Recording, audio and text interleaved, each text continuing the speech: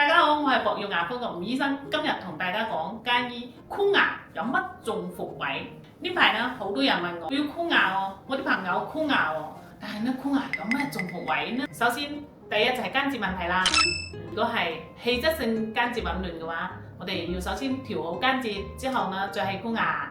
第二個中伏位呢就係箍牙，盡量唔好去掹牙啦。因為掹咗牙箍牙有可能會出現牙套鏈個問題啦，牙套鏈咧就會導致我哋個面部表情好堅硬睇人而凹鼻唇高好凹落去咁樣，就顯得蒼老唔自在啦。牙套鏈咧都唔使驚，我哋可以通過肌功能各種個肌肉訓練去解決呢個問題嘅。箍牙呢第三個中伏位呢就係牙面脫礦變色之後呢就甚至係蛀牙。呢種情況呢最主要係箍牙嘅過程中冇有清潔得到位，導致我哋牙齒變質啦。所以喺箍牙過程中嘅話，避免我哋蛀牙牙齒變質嘅話，一定要好好刷牙。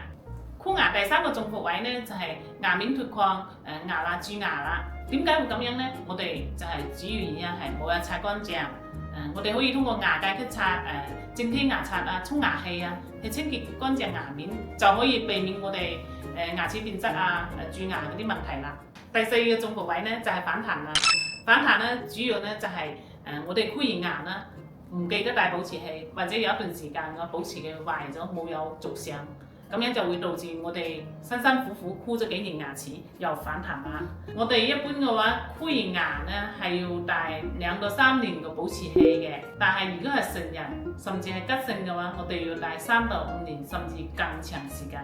如果矯正器有壞嘅話，或者有變形嘅話，我哋又要重新吸模去定做一個啦。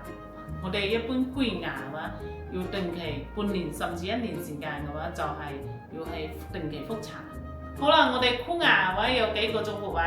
第一呢，就我哋要去檢查關節啦。第二個呢，就盡量避免箍牙導致牙套鏈喎。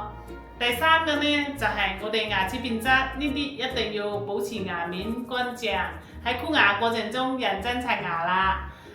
第四個呢，就係牙齒箍完一定要去帶保持器，而且堅持到3到5年時間，定期復查。好啦，呢期矯正嘅話個中伏位，大家要記住啊！